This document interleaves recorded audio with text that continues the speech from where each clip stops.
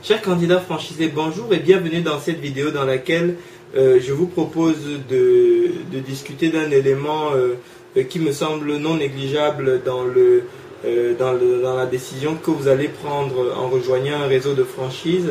Il s'agit notamment de la formation. Alors, dans cette vidéo, pourquoi est-ce que je vous fais cette vidéo tout d'abord? Parce que je me rends compte qu'il arrive que des candidats franchisés qui ne se sentent pas, qui se sentent finalement, qui ont l'impression de n'avoir pas fait une bonne opération parce que le réseau qu'ils ont rejoint, en réalité, tout le savoir-faire qui leur a été promis ne leur est pas transmis, ou alors le savoir-faire qui leur est transmis ne correspond pas à celui qui leur a été promis. Ils se retrouvent donc face à cette situation où ils se sentent un petit peu floués. Mais beaucoup d'entre eux se mettent généralement dans une situation dans laquelle ils ne peuvent plus rien changer. Pour une raison simple, c'est que ils ont signé des attestations de formation, des évaluations de formation, ou dans l'euphorie de la formation, etc. Ils ont mis tout bien, etc.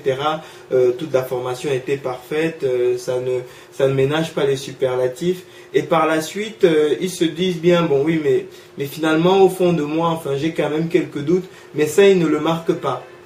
Alors, je souhaitais attirer votre attention dans cette vidéo sur ce sujet, c'est que ce papier que vous allez remettre aux franchiseurs à la fin de la formation vous sera ressorti si jamais un jour vous voulez dire en réalité il n'y avait pas de savoir-faire.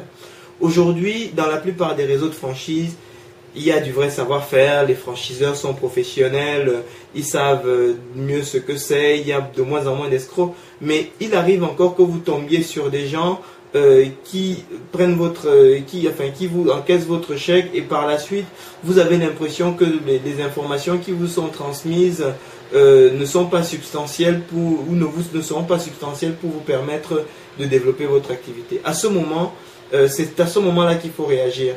Tout de suite sur les fiches d'évaluation de formation, faites part de votre suspicion, de vos de vos insatisfactions, ou de tous les doutes que vous pouvez avoir, de toutes les observations que vous pouvez avoir sur la formation. Parce qu'une fois que vous avez remis ce papier, le jour où vous venez dire oui, mais les informations qui m'ont été transmises n'étaient pas substantielles, le franchiseur vous sortira cette feuille et la présentera au juge en disant, écoutez monsieur le juge, ce monsieur a signé ce papier en disant la formation était géniale, aujourd'hui il ne peut pas dire qu'il n'y avait pas de savoir-faire. Donc ça c'est extrêmement important.